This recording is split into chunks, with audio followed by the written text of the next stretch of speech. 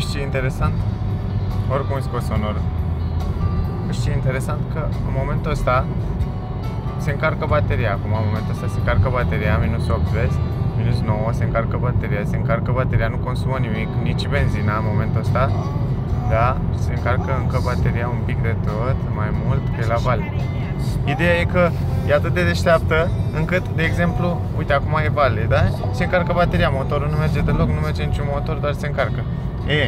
În momentul în care, uite, acum accelerează un pic, dar accelerează numai din motorul electric accelerează acum, uite. Și nu merge deloc la pe benzină, doar un pic așa cât să se mențină la aceeași viteză. Și după aia iar încetinește și iarăși se încarcă. Știi ce zic? Și după aia iar, nu știu cum să explic, e foarte deșteaptă.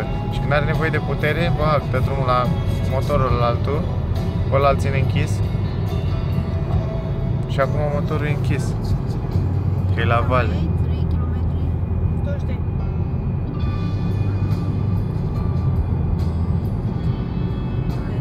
Ți-ai găsit două partenere de vorbit perfecte. Ce-ai tu nevoie? Nimeni nu-ți bagă în seamă. Plictisitor, ce zici tu acolo? Dacă te vede ea cu camera. Pe alu ăștia chiar le place, frate.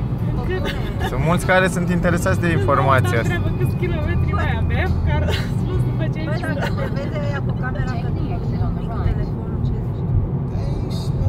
De fapt, ea Cătălina să filmezi. Așteptat? Da, automate. Sunt automate, da. Ce frumos se vede în față. Da, e frumos cu soare. Mă gândeam să iau un griș cu lapte, Adrian, și știți că din aia, că era. Vrea grișcu? Cine vrea grișcu? Da, are la borcan, la casele.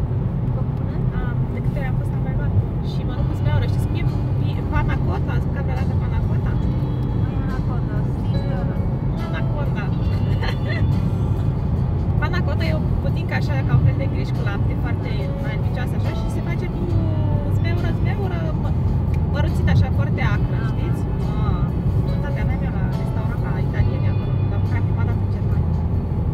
Și e ca grișul ăsta cu lapte cu zmeură de aia crudă, așa, acră, ați văzut ce afișoară e? Și mă gândeam să-mi iau locul de la de griș cu lapte. Eu nu vreau. Atunci iau. Tu vrei să faci tot drumul așa? Nu. Deci noi suntem în Zurich, nu? Să trec de ăștia și după aia. După ce trec de tirul ăsta.